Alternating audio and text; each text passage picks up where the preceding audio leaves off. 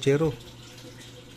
Ito na naman po ang inyong lingkod na si Jigs na magbibigay sa inyo ng giya ngayong araw ng linggo, Hunyo 2. Ngayon po, meron tayong 12 well-balanced na magagandang karera. At meron pong mga malalaking karera ngayong araw na ito. Ang Manila Horsepower Stakes Race.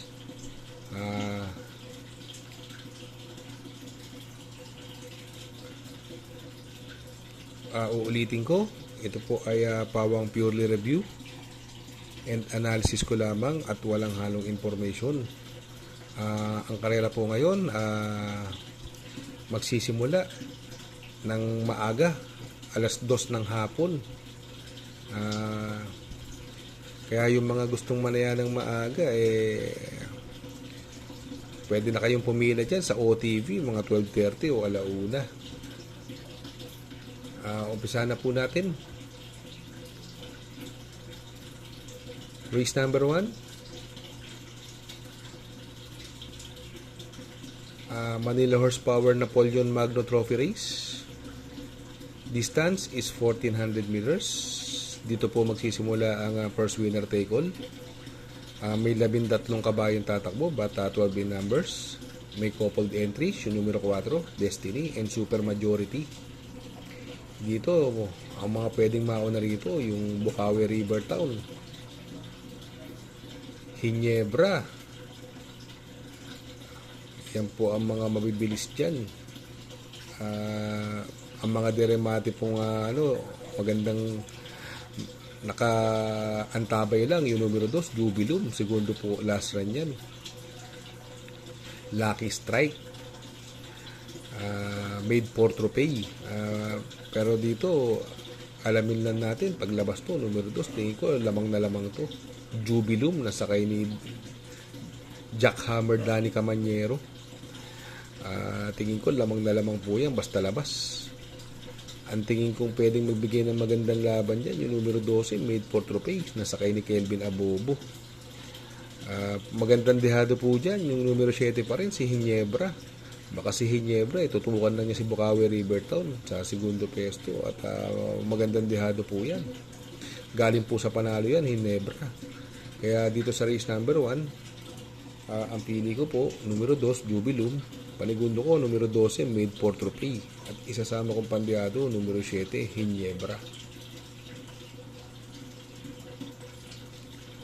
Race number 2. Dito po magsisimula ang first pick 5. Pilracom Manila Horsepower Stakes Race 1. Race Group 1. Distance is 1600 meters. May 7 kabayong tatakbo. Ito, malaking karera. Ang mga entries, si Stulen Ola, Secretary, La Tropey, Akin, Mimbalot Pulse, Easy Does It, Jaguar. Ito, ang ganda ng numero 1, Stulen Ola. Sakay ni Jan Alvin. Alam naman natin ang tinalo niya, si Boss Emong. Ang ganda ng numero niya, ang ganda ng post position. Tapos siya, Andy Bandera. Tingin ko, wala nang papapormahin to, Stulen Ola. Siya tingin ko nakakalamang dito. Ang tingin kong pwedeng tumalo sa kanya rito, yung numero 7, si Jaguar. Kung sakaling habulin siya ni Secretary. Pero tingin ko lamang yan, Stulen Ola. Kaya ang pili ko sa race number 2, numero 1, Stulen Ola. Panigundo ko, numero 7, Jaguar.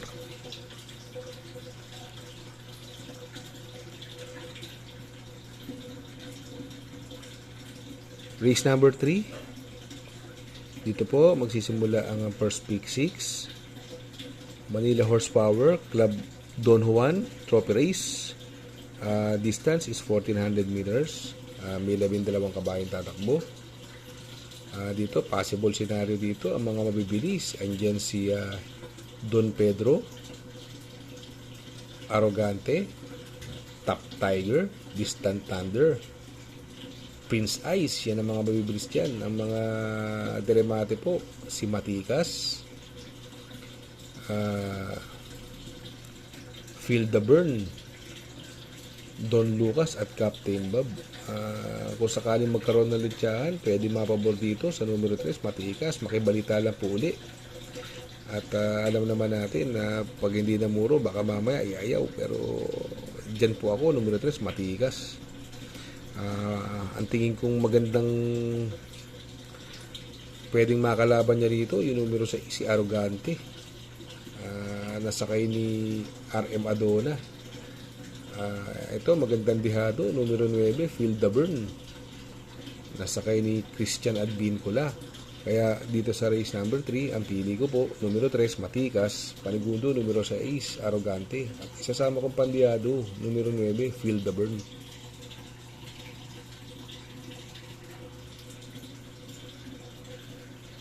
Race number 4, dito po magsisimula ang second winner take all. Philracom Manila Horsepower Stakes Race Group 2, RBHS 5 placer. Distance is 1600 meters. Full gate po tayo, but 13 in numbers. May coupled entries, yung numero 6, You Never Know at Celebrity. Mahaba ang distansya. Ang mga dibandera dito, tingin ko baka hindi kapusin ang mga dibandera dito. Yung Sweet City, Denderin din. Ayan, mga mabibilis yan. Tingin ko baka kapusin niya sa unahan. Ang tingin ko pwedeng rumimate rito, yung numero 3, distansya niya, Raha Bago, sakay ni Jomer Storke. Yung You Never Know at Celebrity, parehas din mati po yan. May tsamba po yan. At yung numero 12, Chef Cut, yan naman ang pinakamakakaantambay sa mga nasa unahan. Baka ito ang biglang maunang bumigla. Nasakay ni AB Serios, baka ito yung bumigla agad at makuha yung unahan. Pwedeng dihado po yan, magandang dihado po yan. Kaya dito sa race number 4, ang pili ko po numero 3, Raha Bago. Panigundo numero 6, You Never Know, coupled with Celebrity. At pandihado ko numero 12, Chef Cut. Race number 5, dito po magsisimula ang second pick 5, Manila Horsepower Imported Name Stakes Race.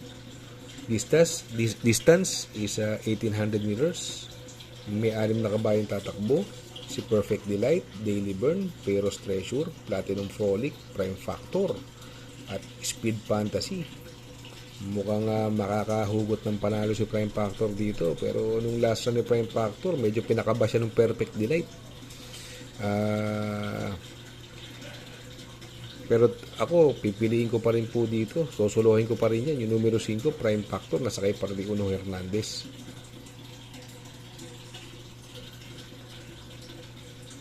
Race number 6. Dito po, magsisimula ang third winner take all. Manila Horsepower, Marho Trophy Race. Distance is 1400 meters. May 12 kabayong tatakbo. Anybody's race. Ito, napakahirap na karera nito. Maraming nagtatago rito nakaraan. Nung nakaraan, medyo nagtatago lang ito. Sila Hombre, Wolfgang, tercero yan. Pwedeng manalo last run yan si Wolfgang kila Bad Boy MJ, pero hindi ginalaw yan eh. Tapos nasa loob yan. Bago magrekta, nilabas. Mga 5 wide yun. Dumating ng tersero, dikit-dikit lang. Yung full combat order at yung Agidaw, yung mga tinatago ng karera. Kaya ito mahiwaga tong karera na to. Sa tingin ko may mga panalo dito, yung Isla Puting Bato, Hombre, may panalo yan. Wolfgang, full combat order at Agidaw. Pero ako, mamimili po ako dito. Doon ako sa numero 8, Wolfgang. Tulad na sinabi ko kanina, medyo tinago yan. Panigundo ko, yung numero 10, nasakay ni Pamboy Ponce, full combat order. Wala pang labas yan. At yung numero 12, pwedeng mauna dito to, si Agidaw. Nasakay ni Mr. Elos. Pag nauna yan, matibay mauna yan. Magandang dihado po yan. Kaya dito sa race number 6, ang pili ko po, numero 8, Wolfgang. Panigundo ko, numero 10, full combat order. At isasama kong pandiado, numero 12, Agidaw.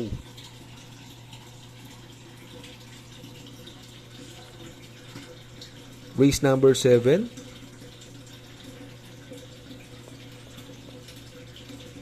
Dito po magsisimula ang second PX6, Manila Horsepower, MMTCI Sprint Stakes Race, RBHS 5 non-placer. Distance is 1,000 meters. Sprint race. Ito, sprint race. Full gate po tayo. Kung magkaditing ko, pwede magkadihaduhan din dito. Kung gusto nyo kumuha ng dihado, pwede po yan. Pero tingin ko, yung numero 5 Ivan, 2 beses lang inayaw yan. At once na ilabas yan at may premyo, tingin ko, pugo niya tong laban na to. Nasakay ni Noel Luna at 51 lang ang timbang. Ang tingin kong pwede magbigay ng magandang laban sa kanya, yung numero 2, si Regal, nasakay ni BJ Galieta.